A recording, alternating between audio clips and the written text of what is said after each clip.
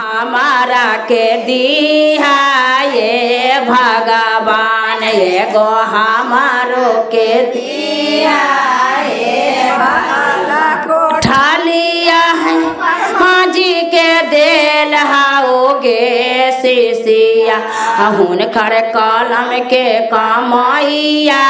गे शिशिया हुनकर कलम के कमाइया गे रोके आंगनमा में 4 गो कोठरिया ये भगवान एगो हमारा के दिया ये भगवान एगो हमारा के दिया दूसरा कोठरिया है विष्णु जी के देल गे शिशिया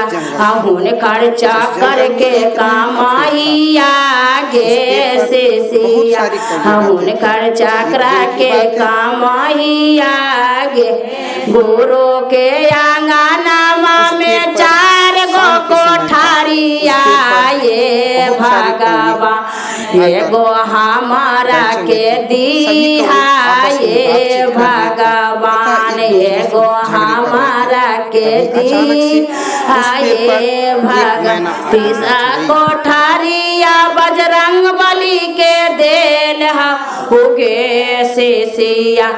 हुनकर भजन हुनकर लंका के कमाइया आगे शिशिया हुनकर लंका के कमाइया गे गुरु के आंगनमा में 4 गो कोठरिया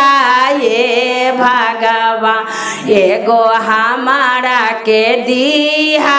ये भगवान एगो हमारा के दिया कोठरिया हो शिशिया सबके देल होगे शिशिया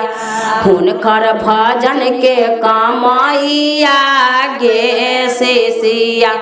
हुनकर भजन के कमाइया गे शिशिया।